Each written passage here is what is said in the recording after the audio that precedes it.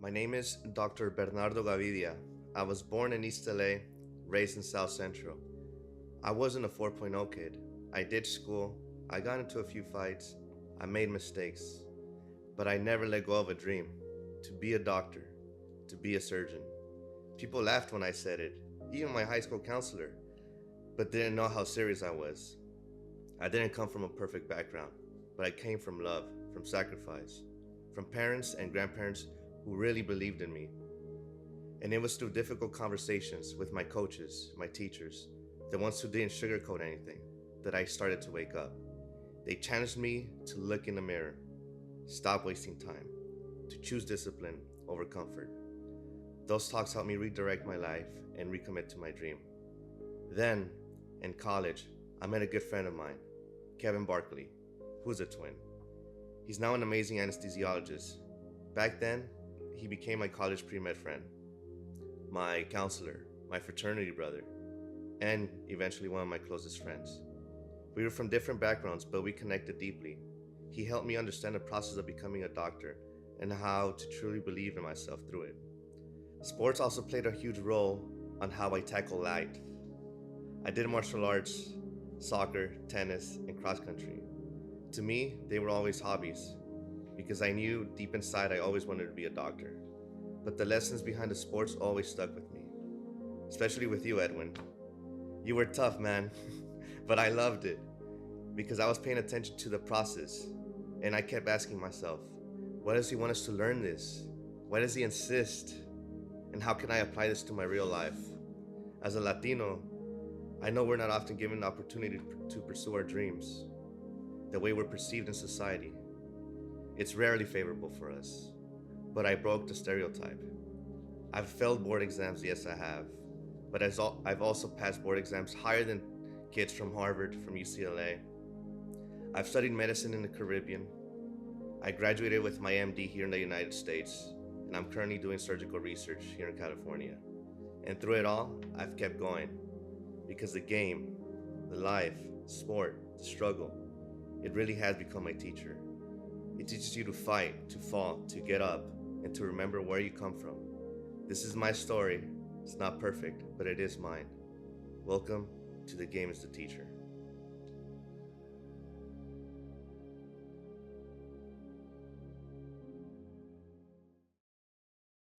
Well, welcome. How you doing, Bernardo? Edwin, Great I'm to doing see you. great, man. No, thank you for having me. It feels good to see you. Profe, it's crazy. Gracias, It's igualmente. been a lot of years, many years since I've seen you guys.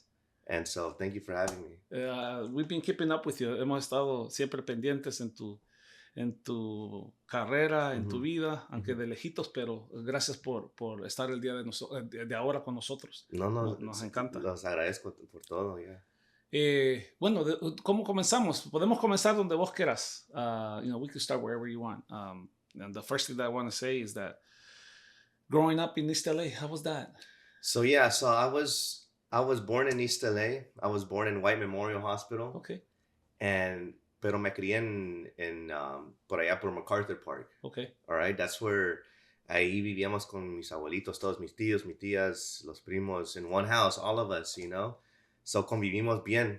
We very family tight, very, la familia for me is everything. So crecí ahí y luego nos movimos aquí para South Central and in the hood, the real hood, not South Central hood, and it was a good experience, a good life experience for me at least.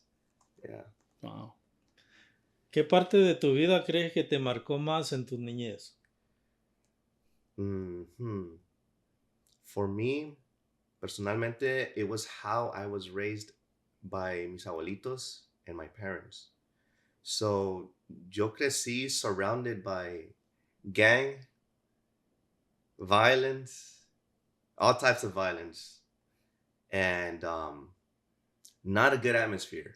Okay, I was around that. It was like a cloud Yeah. that it was always there, but I had an umbrella who was my family. They protected me, and my parents and my grandparents, they wanted me to keep away from all that stuff, and I think they did a great job. estrictos, but they were loving. And so my dad, from when I was very little, when I was 4, he put me in karate. And not only because you know, I grew up with a lot of people bullying and pushing me around a little bit. I was a little kid. I didn't know any better, you know. So my dad dice, no, no, este se tiene que defender porque uno nunca sabe, él va a estar ahí solito en la calle y vea que se tiene que defender. So when I was 4 years old, man, he put me in a very strict old Korean martial arts. The sensei was strict, and that's what my dad wanted. And so crecí con eso, y eso sí, from very little, sí me enseñó la disciplina. Don't play with fire. If you touch fire again, it's gonna burn you. So don't do that shit, you know? And so con el sensei que tenía, strict, dude, strict. Yeah. My dad, so strict that if you fucked up, if you made a mistake, he had a bow staff. It was like this big. Wow. Y nos pegaba. All right? We were little kids. Yeah. It wasn't like, No. Pero sí, like, hey. We'll tap you. He would tap you. He would check you, you know? Yeah. Hey, así no se hace. Or, you got to do it this way. You got to do it that way. Don't do it again or else I'm going to hit you. All right? Okay, I won't do it again. If I do it again, he's going to hit me like that. So all of that, little by little, en el tiempo duele, right? Fuck, no quiero que me pegue. Me hacía llorar por veces, ¿verdad? Pero y en ese tiempo no sabía why. I didn't know why. Yeah. But along the lines, I started noticing how I was with myself outside of doing karate. Outside of doing karate, cuando yo estaba en la casa solito, yo mismo me ponía a leer libros. But I didn't even know where that came from, right? Because my dad, sí me compraba los libros y todo eso, pero yo mismo me ponía. Pero creo que fue la disciplina indirect, subconsciously, to do it myself. Y so todo eso, así fui criado yo. Started soccer when I was 6. Okay. 6, first karate, and then soccer when I was 6. More discipline right there. You know, practice Tuesday, Thursdays. All right? Cardio. Hate cardio. I used to hate cardio, right? Like, why do we need conditioning? I don't want to fucking run. But you need it. You need it to be a good soccer player, right? Y outside, that taught me to subconsciously, hey, stick to this, all right? Stick to this because it's good for you later on. So I grew up with that atmosphere, with those lessons que subconsciously me formaron to be who I am today. So así crecí. Even though I wasn't perfect, you know? I did make my mistakes when I was younger. I would play with my grandpa's garden, you know? Tenía un jardín con sus florcitas. Yeah. Yo me ponía ahí con mi primo a sacar las flores, you know? Y no, nos regañaba. Ínquese me decía. Like, fuck, okay, I'm sorry. I won't do it ever again. So, así me crié. And through making mistakes, through, you know, ínquese. La cultura de que si haces algo mal tienes una consecuencia, ¿no? Sí, yeah. So le voy a contar algo referente a eso. So, making mistakes. Yo he aprendido muchas lessons in life. I continue to learn. Pero now, at this point in my life, I don't see mistakes como cosas malas. Yeah. I see them como cosas buenas. Porque siempre de cada mistake sale algo bueno. Sí. It becomes something good. Getting your heart broken, failing a test, falling when you're training, I don't know. It teaches you to do something good. So I don't even see it as good versus bad anymore.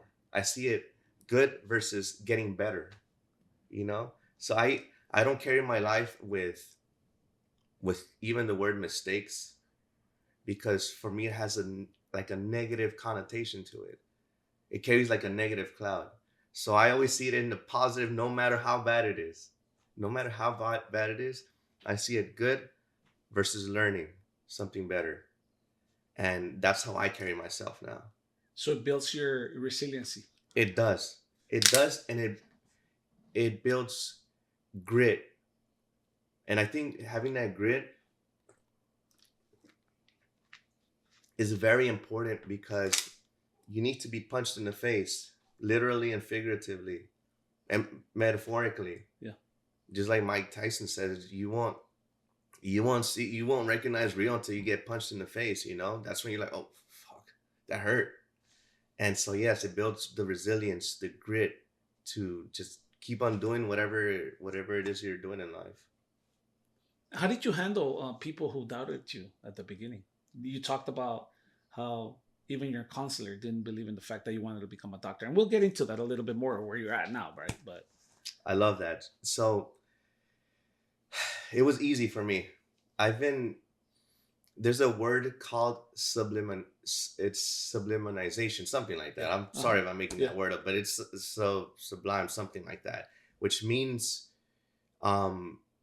someone throwing something negative at you, but turning it into something positive, building energy from it. Yes. And so when I was little, I remember, because I did competitive martial arts. I competed professionally. I did professional karate.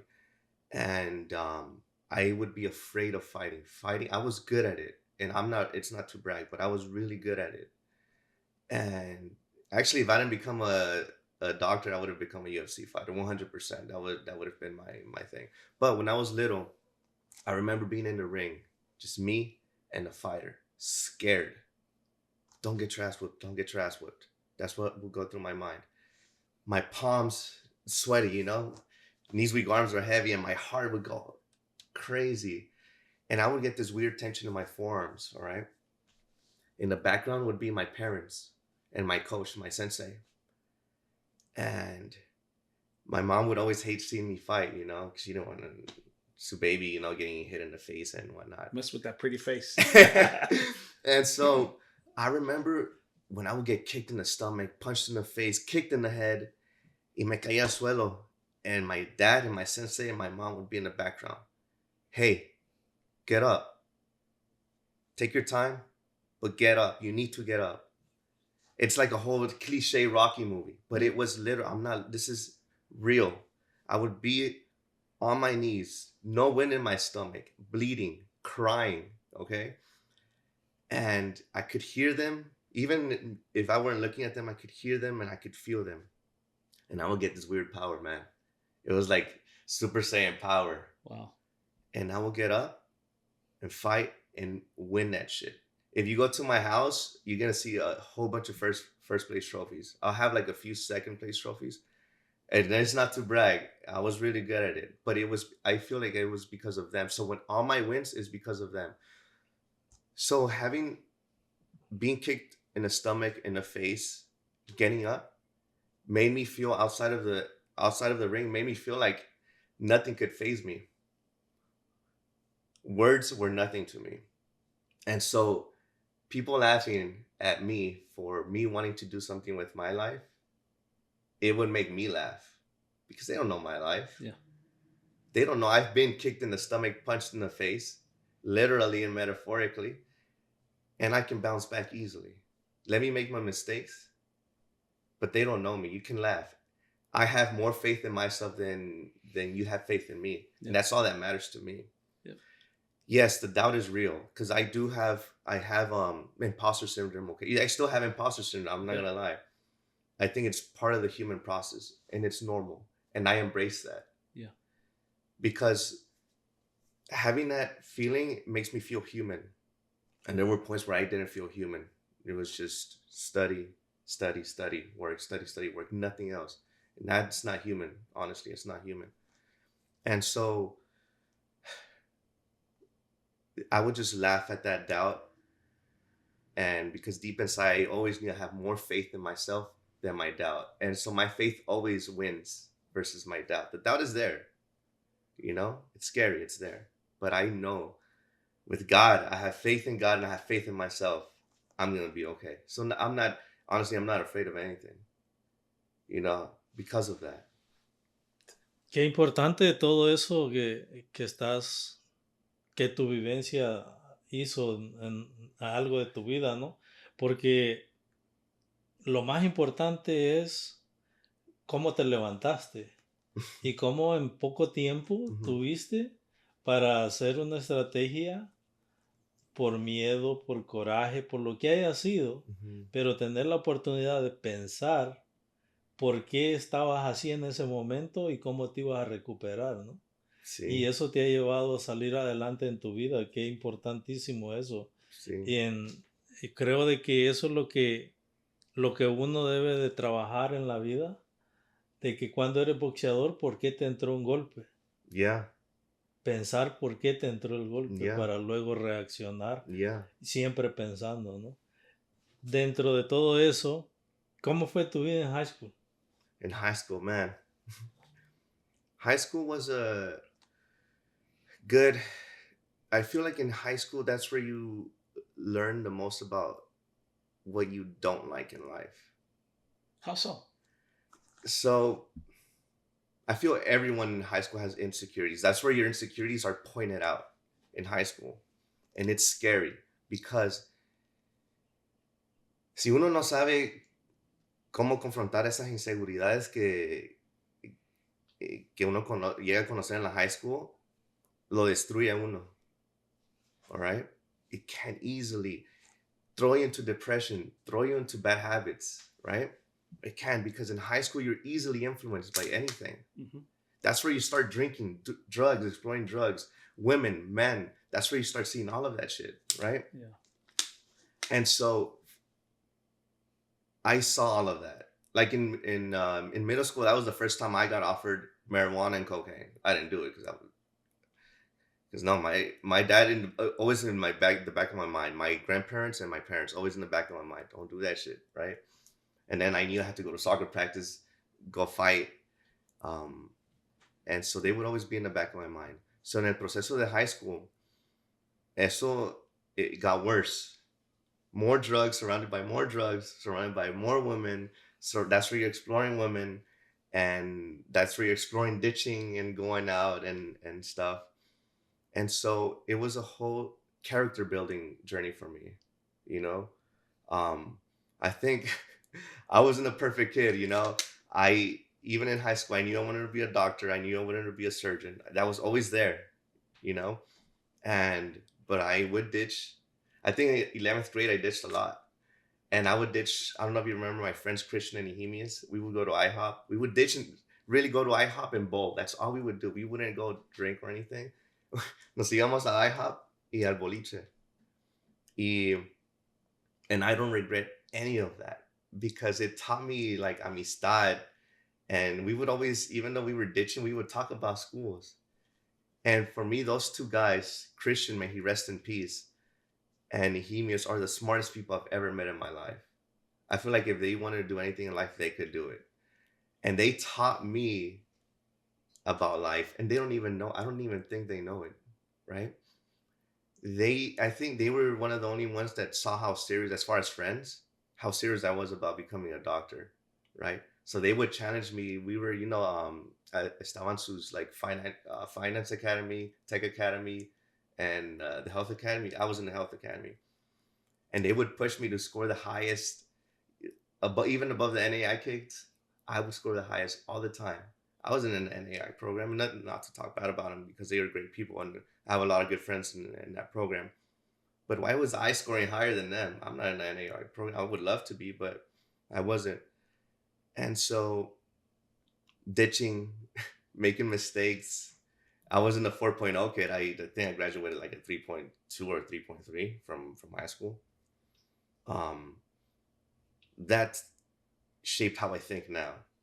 But I started playing tennis. I started in 9th grade before it's because I wanted to learn something new. Yes. I wanted to learn a new sport. And after playing tennis, that convinced me I was, and again, this is not to be cocky or brag, but if I put my mind to it, I could do it. And it goes back to me having faith in myself versus a doubt. I went in scared, trust me. I was scared of playing tennis because I know Salinas, he was the coach. He was serious about it. And I was like, I don't want to disappoint him. So believe me, I tried my best and I made it to one doubles. Isn't that crazy? And I was like, okay, that's it. That's too much tennis. I got to go back to my soccer, Yeah. And so I started with you. And that alone was a whole different journey, man. Without saying names, because it's really important that, like, this is about your story, because I don't want to, even schools or Yeah. whatever, right? But it sounds like your family kept you grounded, or what kept you grounded? Because I mean, I know that you talk about the self belief, Yeah. right? The ability for you to be able to take on something and be determined to learn or to overcome whatever, right? But what kept you grounded Edwin, during this time in high school? Edwin, man, I love that question. Let me tell you why I love that question. Because I think about that question every single day. That question, specifically that question. And I do have an answer to that question. Mi abuelito, he was my best friend. My grandparents from my dad's side, my grandpa and my grandma, my best friend. Damn, but my abuelito, man, he was my best friend. He passed away last year. It destroyed me because I like to get to know people's life stories, right? Yo me sentaba con mi abuelito cada vez que lo iba a visitar. I would sometimes me venía desde allá de Stockton just to come and see them. I would see my parents, but I wanted to see them. I wanted to see my grandparents. Porque ellos me llevaban al karate. Ellos me llevaban cuando mi mamá y mi papá no podían. Ellos me llevaban. And so le pregunté a mi abuelito, también a mi abuelita les pregunté, ¿por qué se vinieron a este país? Why'd you come here? So they told me their whole story. Cómo se conocieron, se enamoraron, se casaron, los hijos, todo el proceso. I wanted to know it. Yep. Because it was part of me getting to know who I was. So mi abuelito me dijo que él se vino él solito por el propósito que no sus hijos, pero sus grandchildren, sus nietos, us, me, to have a better life. His kids, my dad, he knew they were going to be fine, but se vinieron a este país por nosotros, los nietos. That hit me, you know, and I got his life story when I was like, I was like 12, 13, right? I would have these talks with him because I was genuinely curious. Yeah. Me dijo que se vino a este país sin conocer a nadie y se fue a vivir en una alley for 3 meses under a cardboard box. Bro, that hit me. You're going to tell me you came to this country not knowing anyone, solito. You lived in an alley on a box for 3 meses. How did you do it? How did you do it? And now to have all of this, bro, that's wild. It's scary. He said he worked in a car wash. He made enough money. Se trajo su esposa, my grandma. Y eventually se trajo sus hijos, my dad and my uncles. How do you do that? So having his story has always kept me grounded. Whenever I have doubt, whenever I fail something, whenever I get my ass kicked, it's not only God, mi abuelito. Siempre me decía, siempre para adelante, nunca para atrás. Siempre, I'm gonna get that shit tatted, you know? Porque así me decía, siempre. He would see me, he was one of my biggest fans. When I graduated from middle school, from high school, from college, from medical school, all my diplomas were given to them. I don't have any of my diplomas. Cada vez se los daba a ellos. Porque ellos, they deserve, this was my gift to them. Yo les decía, abuelito, yo le voy a enseñar que no vino a este país por nada. You didn't come in vain. I will fucking show you. All right? I will show you. Yeah. And yes, like, I made my mistakes. You know, I failed. I drank. Yeah. I ate shit. Not literally. but they were always there, man. Yeah. And bro, when I graduated medical school and I gave him that diploma, I personally felt like I made it in life. I felt like I could I'm good. I don't gotta do anything. Yeah. Because I made them so happy. And they didn't come to my graduation, unfortunately. It was in Florida. That's where I graduated. In Miami. They couldn't come because ya estaban viejitos and they had COVID. But I got back, man. I gave them my diploma. It was one of the happiest moments of my life. And it's like I get chills, you know, because I can't even. It's like when a person winning a championship, you know, holding that FIFA World Cup, or a UFC fighter holding his belt. Me giving that diploma, oh my God, that joy I can't even describe it. So when they passed away, Edwin, Jesus, my heart just crumbled. I'd go to work and I'm all about my patients. When I'm at work, I'm a whole different person, you know? I give my patients my everything because I see it as, what if it's my grandpa, my grandma, my mom, my dad, you guys? I will give you everything. So yo espero que todos los doctores, las enfermeras, they give their patients everything because I truly give my everything. So estando en el hospital, when they passed away, I focus. I get crazy tunnel vision, you know? I give my everything because I've also put a lot of years studying.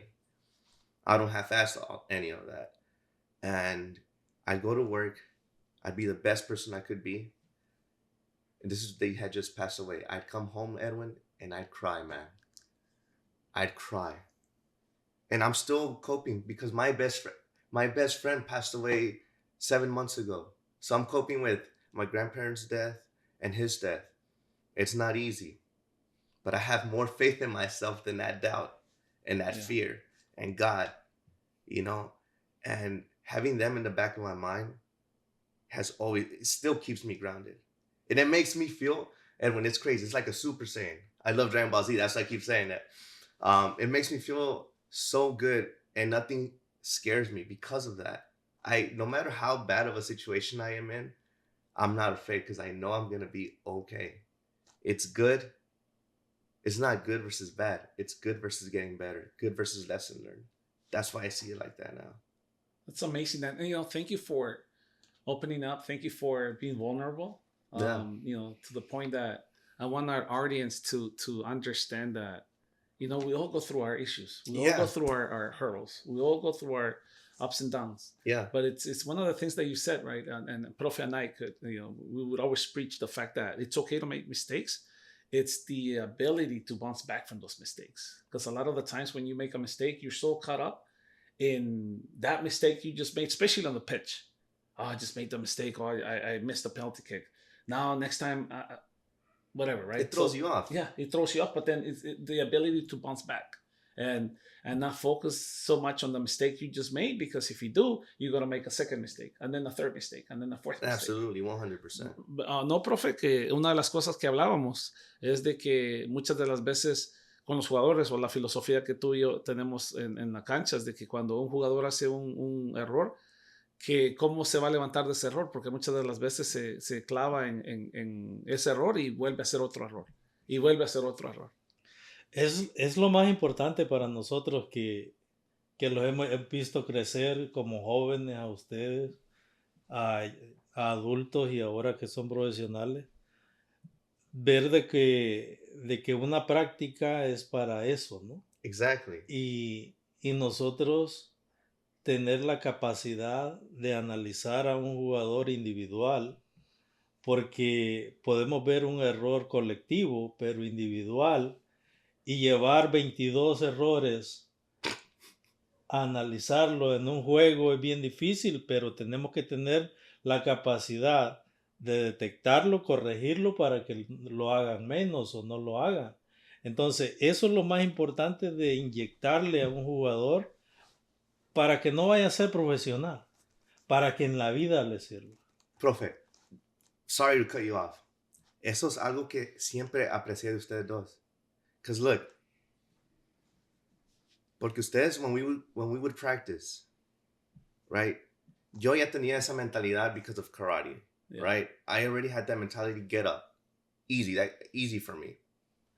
But let me tell you lo que siempre aprecié de ustedes, y yo sí ponía atención en eso, right? Porque yo me fijaba, in practice especially, because practice is sometimes even more important than the actual game, right? En la práctica, ustedes se fijaban individualmente, and then you would put us separately to do something in whatever we were weak in, right? Usted nos ponía, hey, contra la pared, here, touch the ball, or vos con aquel, póngase así, because you would see that quizás esa era una debilidad mía, and you need to work on that. And I love that, because for me, it wasn't about, yes, touching the ball, yeah.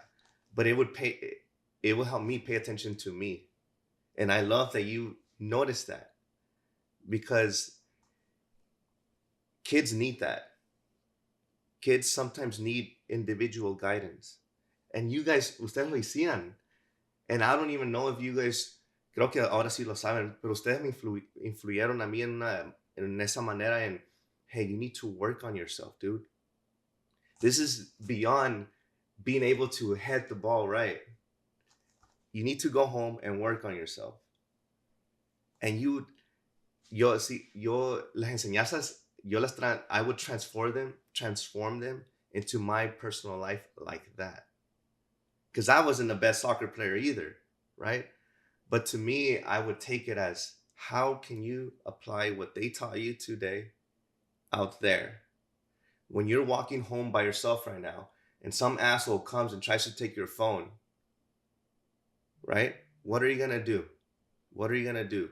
What did you learn today with them? Discipline. Okay? Not only do you have good ass lungs because Lopez made you run all those freaking miles, you know you cannot run this asshole. All right? Because I was pretty fast. Yeah. I know I was fucking fast. But the amount of times, Lopez, when I would que me iba a la casa, like, people would come and fucking check my pockets, and I would hate that shit. But you guys taught me that discipline. All right? Stay calm. Stay calm. Stay calm. It's okay. Like you were saying, it's okay to make a mistake. Right? It's okay. Get your shit together. Stay calm. And so I would stay calm in those situations like that. If I could fight him, I would fight him. Because I did. For me, it's okay. Just keep walking, you know? And I would take all of that, profe, and I would, believe it or not, I would apply it to así mi vida personal. Y es importante to make those mistakes, but it's important also to, like, hey, get your shit together, man. And you guys I think you guys, for me personally, you guys did a great job doing that. Thank you. You know? And I always appreciate you guys for all of that. And I hope the other kids too, you know, the out of all of them, I'm pretty sure at least one. For me, it's like impact one life, and that's all you need. Yeah.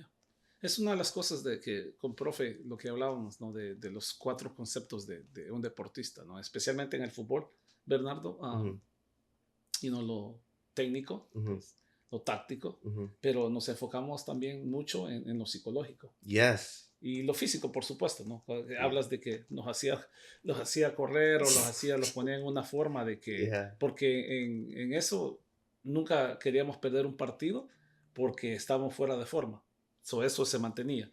Pero lo más importante que tú hablas es de lo psicológico. Yes. Que haces un error o no hiciste un buen pase o no te crees lo bueno suficiente. No, pero tienes que creer en tú mismo. Yeah. Y muchas de las veces, ¿verdad? Es algo que hablábamos con los muchachos porque individualmente, ¿verdad? Nos balanceábamos con el profe, ¿no? Yeah. El más calmado, yo quizás un poco más, ¿verdad? Más expresivo, si se puede decir la palabra, pero llegar a ese punto de que, como tú dices, ¿no? Porque muchas de las veces hablábamos, ¿verdad, profe? De que de los 400, 500 jugadores que pasaron por nuestro programa, quizás 1, 2, 3 o maybe 5 van a llegar y decir, ¿sabes qué? Te agradezco por lo que hiciste. A lo mejor 400 van a decir, no me gustó esto. Y como profesores nos vamos a hacer errores. Yeah. Pero ¿cómo crecemos de esos errores? Exactly. Y de eso se trata. 100%. La satisfacción de nosotros como entrenadores o como nos quieran ver, como amigos, es de que en la vida hayamos brindado una herramienta, ¿no? Ya sea para sus hijos, su experiencia personal, o para quien venga o corregir algo, cómo llevarlo a cabo. En ningún momento nosotros trabajamos de mala fe, de corazón. Siempre dijimos, no, pues es que aquí damos más tiempo de lo que nos dan, ¿no? Pero era el gusto de nosotros, el sentir que estábamos sirviéndole a alguien en un futuro, para lo que sea. Ustedes son estudiantes en ese momento y para nosotros la satisfacción es que se graduaran. Claro, nosotros quisiéramos ver de 10, 12 graduados o más, quisiéramos ver 2 profesionales jugando. No, pero la satisfacción de nosotros, él como profesor, él como director, como lo que sea, él quería verlos graduar, ser los mejores estudiantes. Always. Porque eso es lo que la institución nos daba como política. En mi caso fue bien difícil verlo así, porque como yo digo siempre, yo no entré como profesional siendo profesor ni nada, yo entré siendo futbolista, ¿no? Right. Yo quería ganar, él quería ganar, Yeah. pero ustedes tenían que ser estudiantes primero. Y por eso nos alegra que la mayoría en su vida sean profesionales o lo que hagan, lo hagan al 100%. Yeah. Y eso es lo más importante, que lo que hagas, seas jardinero, seas lo que sea, seas doctor, seas profesional, lo hagas al 100% respetando el trabajo. And I love that because both of you had your unique way of teaching and coaching.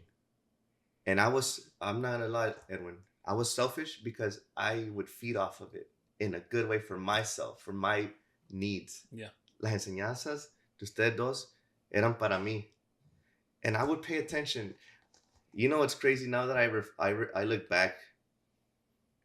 I have a question for you. Yeah. What do you think when you're like when you're coaching someone, do you think they reflect on these things? That's the hope. I did it. Okay. I was doing it the whole time. Yeah. I just never told you, but I was doing it, Lopez. Mr. Lopez, Edwin. Hey man, you earned calling me Edwin. El profe siempre va a ser profe. Yeah. And so I was doing it the whole time. Like sus enseñanzas individualmente eran para mí, and I would take them, and it's so like making a mistake or in a game, in an actual game. Profe me jalaba, hey, ¿qué estás haciendo? ¿Por qué? Do it like this, do it like that. Okay. Snap out of it, dude. Snap out of it. Because if you carry the mistake you make, it's gonna make your game miserable. Mm-hmm. Cambio. Sáquenlo. You're on the bench now thinking, hopefully reflecting. I would do that. And that was the whole point of bringing kids out. And let me start with that. Yeah. Muchas de las veces, las personas que a lo mejor no están en el banquillo como profesores, como maestros, como entrenadores, cuando ven que sacan a su hijo porque hizo algo o no, desde el punto, yo puedo hablar desde el punto de los dos, es que nunca se sacaban porque hacían un error. Hacían porque en ese momento, mentalmente, se están enfocando en ese error que hicieron, que ya no estaban en el partido. Y era de sacarlos, de explicarles lo que estaba pasando, darles el tiempo de reflexionar, de explicarles lo que estaba pasando y volverlos a meter. Porque eso pasaba mucho y muchas de las veces, y voy a ser el primero, ¿no? De que a veces como entrenadores, ¿verdad? Perdemos el piso de, que queremos ganar o lo que sea, pero sale eso, pero o en la forma de que se trata de explicar, a veces el jugador no está dispuesto para escuchar porque está ya frustrado, está enojado, lo que sea. Sí, exacto. Y eso pasó muchas de las veces, y pasa al nivel profesional, pasa al nivel amateur, pasa al nivel, lo que sea, ¿no? Entonces, es donde el balance con el profe lo teníamos. Porque yo sí siempre quería ganar. That was always in my mind. Yes, I'm learning my life lessons, but I need to win. I want to win. We put in so much work in practice. Todas las regañadas, todo going to Kenneth Hahn, running all those freaking miles. Yes. Let's go. When we played against Manual Arts with freaking Mario, against Mario and Herbert, who are my best friends. Jesus, I wanted to freaking win. I scored that goal. I don't know if you remember. I scored that goal. Yes. But I wanted to win so bad. Yes. And, you get benched and you reflect. Out in the real world, they fire you from your job. Mm-hmm. You go home and you sit on the bench and hopefully you reflect. Why did I get fired? Did I do something stupid? Or was it an accident? Why did you got to reflect. You got to think, because getting benched builds character. Mm-hmm. It's not fun, because when you're in a game like a fighter, me fighting, right? Yeah.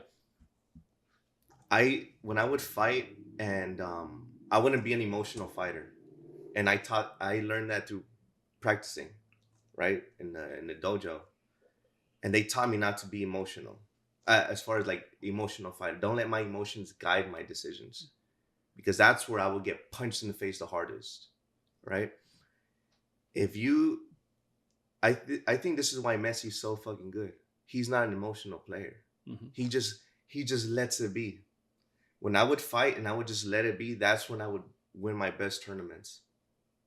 When you just let it flow, and you just, it's almost like it feels so nice when uno está jugando así libremente, you know? You're still gonna make the mistakes, but it's okay. Hey, do it like this, do it like that. Got it. And you just do it. Sometimes you do need to be benched though, you know, to learn your lesson. Mm-hmm. And it's okay. Fíjate que para un entrenador, Mm-hmm. en el caso de nosotros, era bien difícil dejar a alguien en la banca por decir que era malo, ¿no? Mm-hmm. Era más difícil cuando nosotros sabíamos de que había trabajado fuerte durante la semana. Era el que estaba durante la semana. Yeah. Era el que estéticamente se vestía mejor. Mm-hmm. Era el que se sabía las reglas del juego, porque esa costumbre nosotros la teníamos con ustedes, de que enseñarles las reglas del juego con las que jugaba. Uh-huh. y llegarlo a sentar para que analizara y para que aprendiera, ¿no? Mm-hmm. Entonces, cualquiera quiere tener 11 jugadores que nunca salgan, Pues sí. que estén capacitados para otro. Pero no es importante de que nosotros enseñemos de esa forma. Yes. Tener 18 o 22 jugadores que les vamos a cambiar la forma de pensar, la forma de vivir un juego y la forma de disfrutar un juego, porque esa es la vida. Exactly. Si vas a un trabajo, te tenés que enfrentar a eso. Yeah. Si tenés un grupo de estudiantes, te tenés que enfrentar a eso. Nosotros nos estamos enfrentando a 22 problemas diferentes, 22 mentes de niños diferentes, 22 mentes de niños que les están ofreciendo droga por todos lados. I love it, man. 22 muchachos que tienen 22 novias con problemas diferentes. Yeah. Por eso les decíamos en una final, olvídense 2 semanas de tener el teléfono. Yeah. Porque queremos de que por lo menos ese problema sea menos. Yeah. Y meternos en eso para nosotros era muy, muy importante. Porque los papás de ustedes creían en el trabajo de nosotros. Mm-hmm. Entonces, y nosotros queríamos transformar eso en un campeonato, en un juego, en 3 puntos y todo eso. Yeah. Y todo eso es lo que los tiene en la vida ustedes sobresaliendo y saliendo adelante. Yeah. Es lo que me tiene a mí sobresaliendo. No, sí, a ti y a muchos más. Yeah. Aunque unos se quedaron, pero ojalá estén en lo mejor posible. Yeah. Es bien difícil y qué bonito es hacer eso. Yeah. Como la profesión de Mr. López. Uh-huh. Qué difícil es estar lidiando con cuántos alumnos diarios. Yeah. Entonces, y qué bueno de que ahora en tu posición digas tu vida, y me alegra de que hayas traído desde tus abuelos, tus padres, a este punto, porque ahora empieza tu propia vida. Yes, sir. Y it's scary. It's scary porque cuando uno está pequeño, uno piensa que siempre van a estar ellos ahí, ¿verdad? You think they're always going to be, life is so good, and you feel like siempre van a estar ahí. Pero siempre están ahí. Siempre. That's what I was getting to. Ellos todavía están ahí, you know? No están en presencia física. Uh-huh.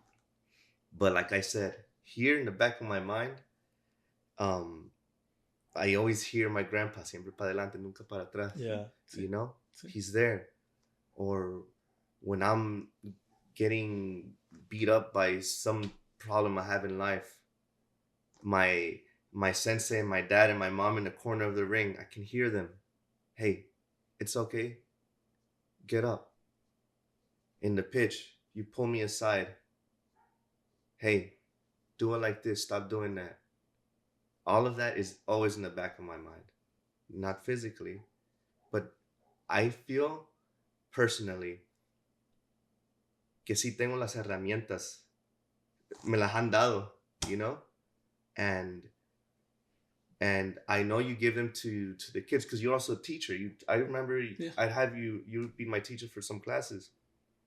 and you'd be the same way. It's so crazy how you can do that, like soccer and then a class. Yeah. It's the same thing. It's the same thing that you're teaching lessons, but you have to adapt to, I guess, the whatever you're in The your environment. pitch, the Yeah. environment. Yeah. But it's the same thing, and all of those lessons, hopefully, out of all those kids that you are teaching now, I feel like at least one of them, if you can touch one kid and help them shape their mind, you've done more than enough, because you've done that for me. Me han dado las herramientas. Y lo que yo hago, porque me han dado las herramientas, I pay it forward. So todas esas enseñanzas, like I have friends. I was telling you earlier about my friend que jugó profesionalmente con Colombia. Él quiere ser doctor, pero he doesn't have papers. Okay. And I'm his mentor. You know, I'm kind of mentoring him on. You're not kind of mentor. You're mentoring. I am him. Absolutely. Yeah. I am mentoring him. Yeah. And I use everything you taught me to help him. You know, because he also faces fuck, I don't know if I can do it, or all of that, or I make this mistake and on this. Hey, it's okay. Just do it this way. I do show him some tough love, you know, because I believe in tough love. Uno nací necesita tough love, so I do believe in that, and I do give him some good tough love. And I pay todas las enseñanzas de ustedes, de mis abuelitos, mis papás, forward, para hopefully también impactar algunas vidas, ¿verdad? So yeah. So es importante también, como tú dices, ¿no? Es de regresar lo que has aprendido, porque tus experiencias, lo que estás haciendo ahorita, ser un mentor para este amigo que estás mencionando, ¿no? Está basado en las experiencias tuyas, porque ves, in some way, you see that his experiences or what he's going through is resonating with you. Yeah. So you're able to come back and say, look, I used it this way, or I faced that and this is the way I handled it. Yeah. So my only advice would be, look, this is the way I handled it. Here's the tool. Yes, sir. If this tool is the one you're looking for to get that, then cool. If it's not, then let's find another tool. Yes. There's always a way. Siempre. There's always a way. There's always a way. Like I said, it's not a mistake. It's you just learning. It always becomes something good. There's always a way. There's always a way. Yeah. Máximo en tu profesión, que te debes de equivocar poco. Bro, I can't begin to. I mentioned it earlier que me sentía como un robot, porque el estudio, trabajo, right? And you almost have to be perfect. You almost have to be perfect. But we're not perfect. Let me tell you something that I've learned along this journey. So yo quizás veo a alguien morir 2-3 veces a la semana, you know? 2 vidas, 3 vidas a la semana. Young, old. I see too much death. Yeah. I see a lot of death. But it's in my field, right? So I've almost grown detached from it. Doesn't mean I don't feel, but I am. You're somewhat desensitized. Exactly. Yeah. But when I'm in the hospital and I estoy con mis pacientes, les doy todo. Y les digo, no soy perfecto, pero les voy a dar todo lo que I possibly can. We want to be perfect, but unfortunately no soy robot. You know, como les dije, cuando falleció mi abuelito, iba yo al trabajo como si nada. Nadie sabía. Actually, no le dije a nadie por casi 3 meses hasta que one of my friends, she saw me a little sad, and she was like, "Hey, Bernie, are you okay?" And just that question, you know, when they ask you that question, like, God damn. And I was in clinic, dude. I was seeing patients. And y como les dije, cuando estoy en el trabajo, el enfoque es a los pacientes, you know. Don't think about anything else. Patience. And me preguntó eso y sentí el gran nudo. Los pacientes no saben que yo tengo ese problema personal. Yeah. Right? Ellos no saben que yo estoy con eso. And then she was like, Bernie, you shouldn't be here. And I was like, please don't tell anyone. Like, don't share that with anyone. And let me do it. I'll go tell my boss. They're called attending surgeons. Yes. Let me go tell my attending surgeon. And let me see how I feel. Give me 5 minutes. Let me sit. Because I want to be perfect for my patients, right? I don't want to go in there todo emocional, you know? And that day, I want to say que sí me sentí human. Porque le fui a decir a mi attending y me fui para la casa, you know? Quisiera ser perfecto. You want to be perfect in that field. You almost have to, but... And that in itself, right? It shows humility, Bernardo. Yeah. It also shows self-awareness. Mm-hmm. It also shows the fact that how much you care for your patients Yeah. and your profession, more importantly. Yeah. Because the ability to accept that, right? This is how I'm feeling. Yeah. And if I'm not okay, I'm not going to be able to give 100% to my patients. Yeah. And so then that shows that, one, the how ethical you are, Yeah. right? And the respect and the love that you have for both being a medical doctor, but then more importantly about caring for your patients. Yeah. And so that shows a lot. It shows a lot. And growing up, right? So you mentioned friends. What can you share a little bit about you? At the beginning, you talked a little bit about being a mentor, and then but you also had a mentor. Is it Kevin Barker? Yes. And so then Shout out how to Kevin. friendship, Yeah. how fun, how school, how. So let me tell you, this is an interesting story. So why is he so important? I'll tell you. So Kevin, I went to Cal State Northridge, right? I had the mentality of, listen, when I tell you I have more faith in myself than other people, that is a fact. Okay, I don't even care how bad the circumstances are for me. Yeah, I know I'm gonna be okay. And so I didn't care what school I went to. I honestly went to Cal State Northridge because my friends were going there, and I wanted to be with my friends. But I didn't know the process of becoming a doctor. I didn't know how to do it. One thing I did know, though, was that I love thinking. And so I went in as a cognitive psychology major, and that's my major, cognitive psychology, because I wanted to learn why people think the way they do and how they process things, right? So that was my number one thing. But even though I went in and I was taking all those neuropsychology, cognitive psychology, I was taking all of that, I always knew I wanted to be a doctor, surgeon. I just don't know how to do it. So then, because even my high school counselor didn't even give me really direction on how to do it, because it's okay. But anyway, I started school and I'm like, okay, I know I at least need to take a science class, right? So I looked up classes and I ended up taking some biology lab, right? And also I knew that I wanted to join the fraternity. I wanted the whole college experience. Okay, I wanted to go through that process of learning. I wanted to see if it was like in the movies, how they portray it, you know, and just for the experience. So I come into this biology lab and I see this dude, right, with his longboard. Look, he looks so cool, right? I was like, I want to be his friend. I want to be that guy's friend. And in biology lab, you're in pairs.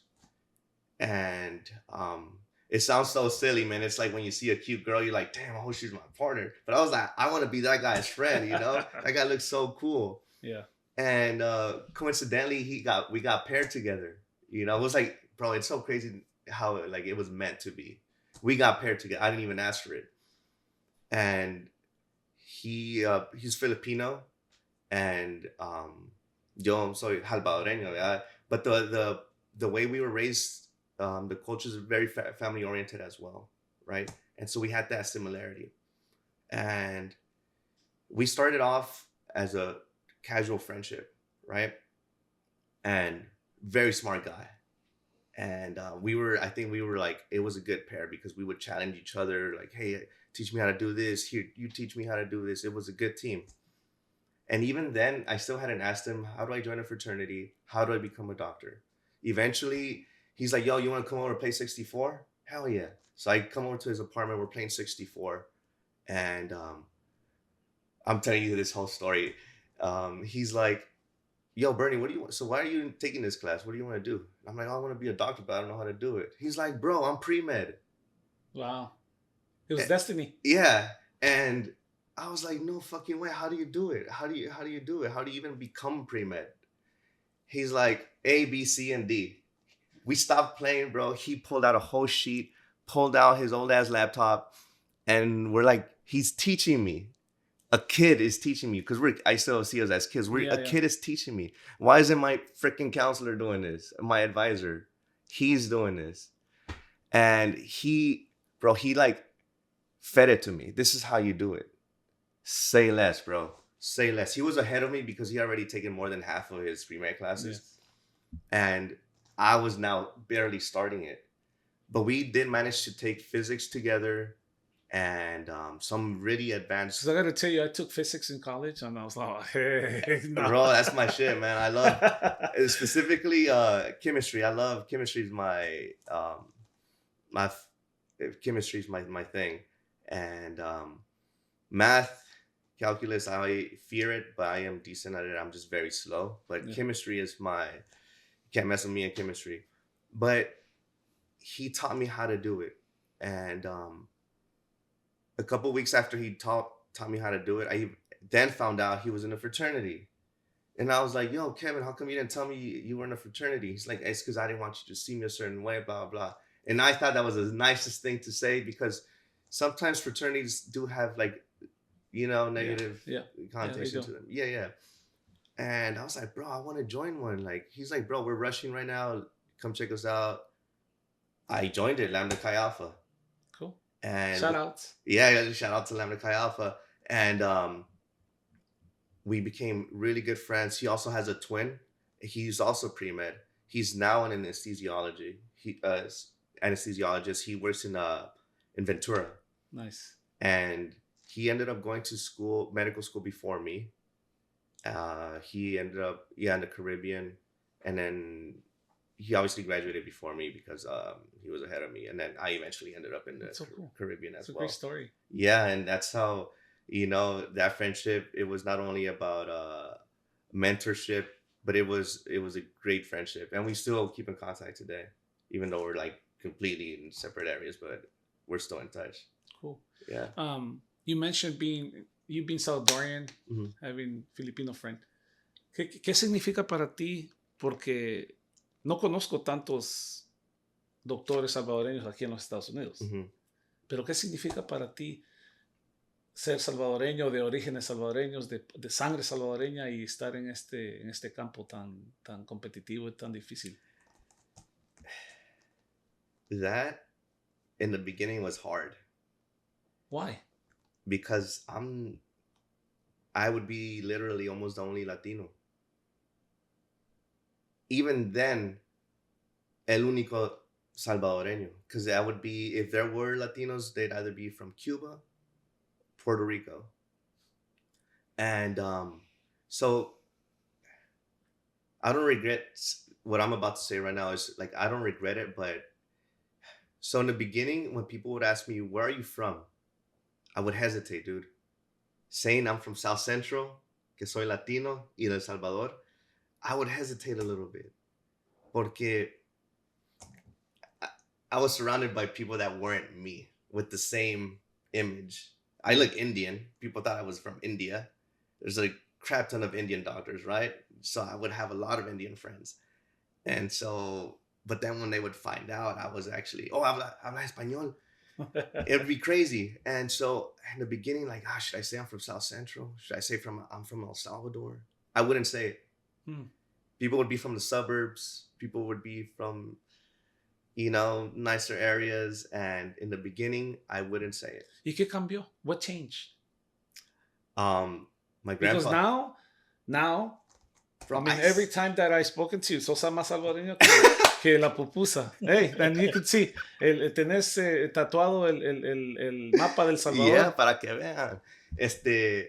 What changed was una plática que tuve con mi abuelito. Because I went to medical school. So I went to medical school in the Caribbean. You do 2 years down there. And then you come, and my school is in Miami, Florida. Yes. And then you do your last 2 years in there. You travel all over the United States.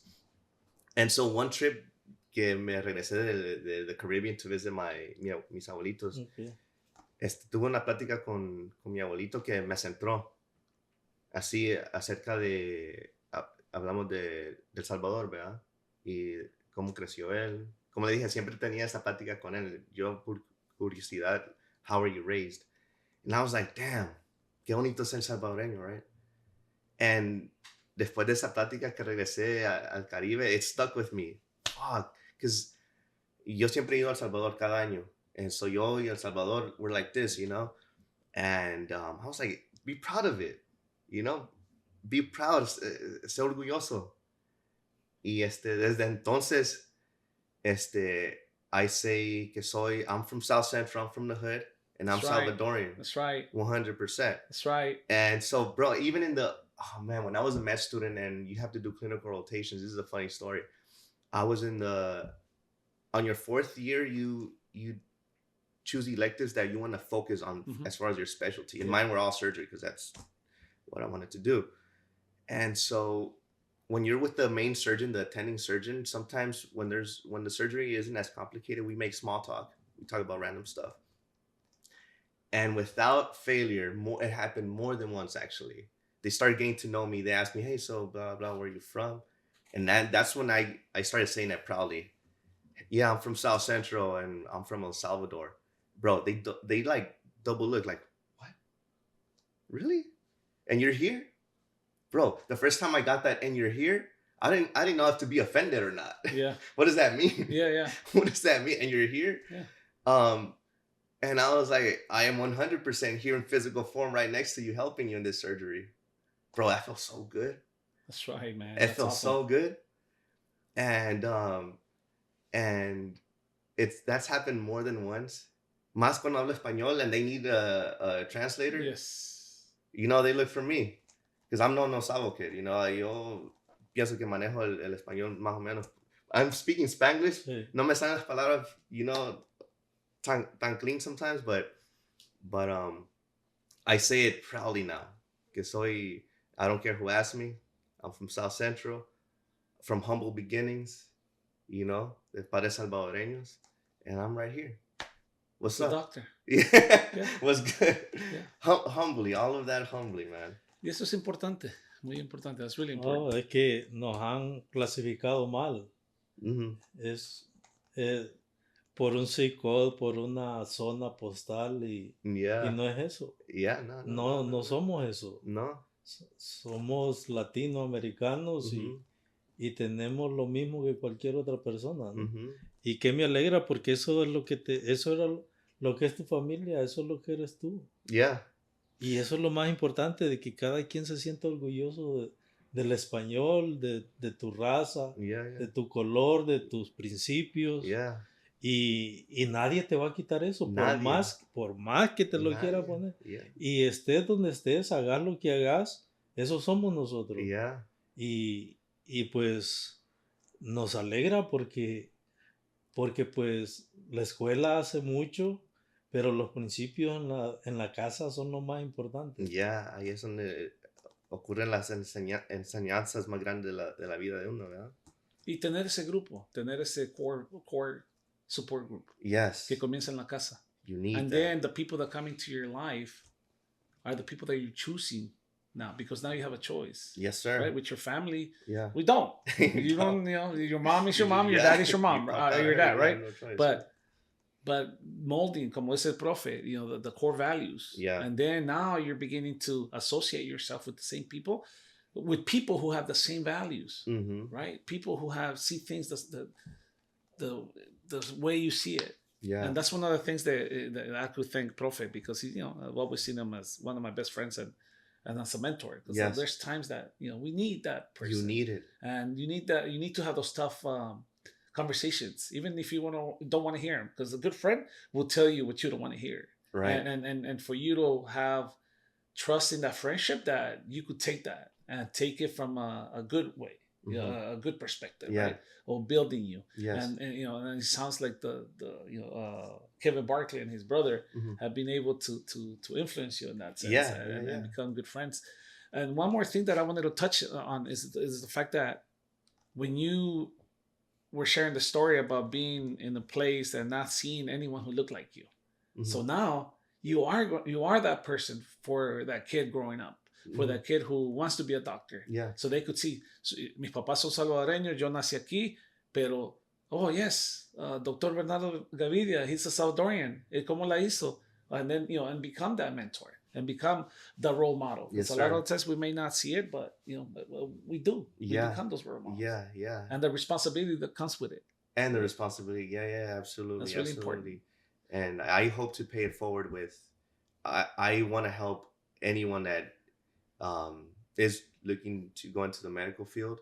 It doesn't matter, nurse, NP, PA, whatever it is, I am out for helping because I know the struggles that I've been through and how I had to figure out on my own. So in that sense, what would you tell if you had an opportunity to travel back and find yourself as a 7-year-old wanting to be a doctor, what would you tell yourself as a kid and wants to be a doctor? ¿Qué consejos te darías si pudiéramos regresar en tiempo? O algún niño que te esté escuchando de nuestra audiencia, ¿qué consejos nos podrías dar a los padres también en el apoyo y eso? Damn, that got me a knot. Because I picture my 7-year-old self. Yeah. Sorry. No, don't be sorry. Okay. Dude. That's what we're here for. And I love you for this. 1 second, I'm sorry. It's because it's been tough, man. So I would tell myself, don't take life too serious. I would tell myself to be kind to myself. I would tell myself to be your own friend. Because I've been so strict on myself, hard on myself, unhealthy hard on myself. For me, becoming this was always my priority. I wasn't even my priority. Yeah. My parents weren't my priority. No one was my priority. Mm-hmm. It was becoming a doctor, read those books, pass that test. And I was so hard on myself. And it breaks my heart doing that because I've made so many unnecessary sacrifices, like not seeing my parents. I should spend more time with them, with my siblings, my friends. And because I know I'm going to read that book regardless, I know I'm going to study. Yeah. Bro, take it easy. It's going to be okay. I've ruined relationships because of that, both romantic and friends. And I tell my 7-year-old self to have fun and to really enjoy your parents, your grandparents, your siblings, your friends, and have fun, because life is a journey, man. Life is a beautiful journey, and I love life so much. And it's taken me so many mistakes to realize, and I have so many more mistakes to make, and I can't wait for them, to be honest with you. I'm excited for my mistakes because like I said, it's gonna become something good. I would tell my 7-year-old self, it's gonna be okay. Go play with fire. Go get burned. Go do it. It's fine. Make your mistakes. Just don't take life too serious. Have your fun. Choose whatever. Pick your poison as far as what you want to go into. You want to become an athlete. You want to become a lawyer. You want to become an entrepreneur. I can't even say that word right now. Have fun with it though. Don't take it too serious. Don't take it too serious. So I see that the importance of self-care. Yeah, man. It's taken me a while, but I do a lot of that now. For me, it's mostly I can say that for the last 2 years, I've probably meditated almost every single day. I meditate. I'm big on meditation. Beautiful. And so I think almost every day, I've maybe missed once or twice, but I'll meditate anywhere from 10 minutes to an hour. I'll just sit with my own thoughts, no music, no nothing, and just to reflect on certain things and just let my mind flow, because it's been a lot. And like I said, I've been very tough on myself, very, very tough on myself. But now I feel like I am my friend. And it is very important to be your own friend. I feel like if you become your own friend, you can do anything in life. Because like I said, I have more faith in myself than my doubts and my fears. So I know I'm going to be fine. So cool. Yeah. So cool. Profe. No, pues es importante escuchar todo esto, historias de jóvenes como tú, ¿no? No, pues es que somos generaciones diferentes, ¿no? Y pues a veces uno quiere involucrar a los hijos, Yeah. a los nietos en algo que uno fue y no pudo, o en esta situación del deporte y todo eso, cómo los marca la vida, ¿no? Yeah. Y qué importante también es saber de que al niño no se le olvida. Yeah. Al niño no se le olvida, estés o no estés, se va a llevar lo positivo de todo esto. 100%. Y pues se marca la vida de alguien. Entonces, para mí, para nosotros, en lo principal es de que colaboramos en la trayectoria de un nuevo doctor, que estás dando vida, que estás fortaleciendo vidas. Y para nosotros es un orgullo de que no solamente que seas doctor, que seas salvadoreño, que seas latinoamericano y que te sientas tú orgulloso de eso. Entonces es muy importante eso. Porque yo soy de El Salvador y no tengo la oportunidad de ir todos los años al Salvador, ¿no? Como lo hace él, pero cada quien, ¿no? Entonces, créeme de que para mí es importante de que lo que un día para mí fue una corrección sobre ti, lo estoy viendo figurado en todo un nombre ya hecho y derecho, ¿no? Yo recuerdo una vez, ¿te acuerdas? El famoso pegarle de 3 dedos. Oh my God. ¿Ah? Embarrassing. No, pero en ese momento sí, pero era una corrección de que tal vez no me entendiste, tal vez lo quisiste hacer a como tú creías. Y ese era el fuerte del profe, de pegarle de 3 Pero dedos. ahora son los mejores futbolistas que hay en la Euro. Si vos ves los jugadores que le pegan de 3 dedos, qué pase, qué gol, ¿no? Y en cambio en mi tiempo pegarle de 3 dedos era el jugador que no sabía jugar. Pero para mí era una estrategia diferente si jugabas en un perfil diferente. Entonces, y todo eso para mí, yo lo disfrutaba desde ese punto de vista. Y pues uno no tiene la dimensión de saber hasta dónde va a llegar la enseñanza. Isn't that crazy? That's crazy. Está también una anécdota, ¿no? El tan dicho tiempo y espacio. Que te des el tiempo, porque eso te va a dar el espacio. Si tenés el espacio, tenés el tiempo. Y si lo podés asociar a toda la trayectoria que has tenido. Y ahora te estás dando el tiempo, porque tenías el tiempo, o no tenías el tiempo, pero ahora te estás dando el espacio. Y si lo podés ver, es un ciclo. I wish, no regrets. I have no regrets in my life. But if I had that mentality, I know things would definitely be different. But I don't have any regrets with things I've done in my life and the mistakes I've made. But yeah, if I had that mentality, what you just said, el espacio. Time and space. And I'd be, but that's hard. That's something you have to, I feel like you have to learn along the way, you know? And it's part of the self-care. Yeah.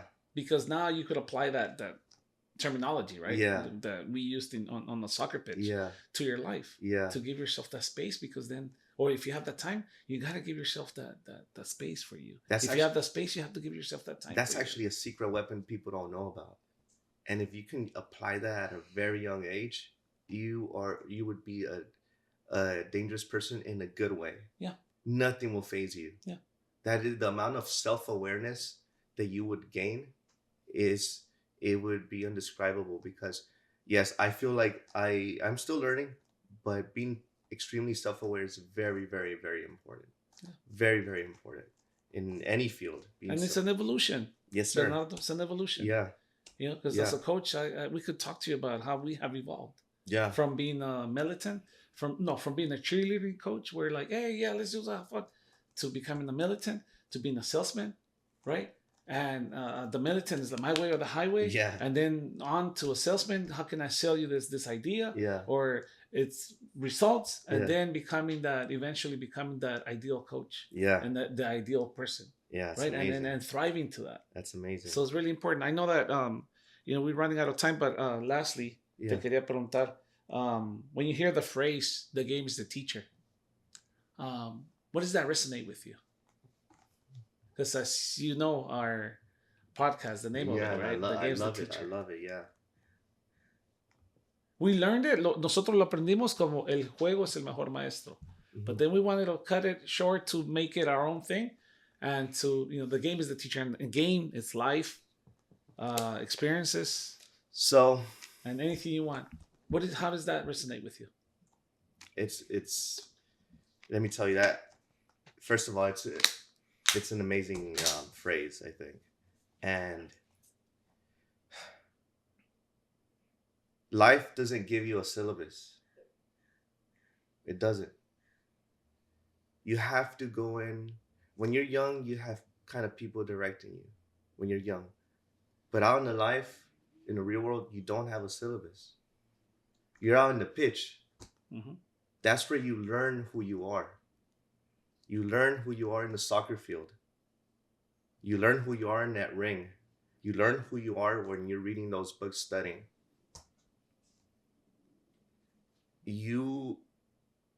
That's where you get to know who you truly are. In the pitch, when you make a mistake, what are you going to do? When the coach yells at you, it's not coming from a bad part. It doesn't mean anything bad. He's trying to correct you.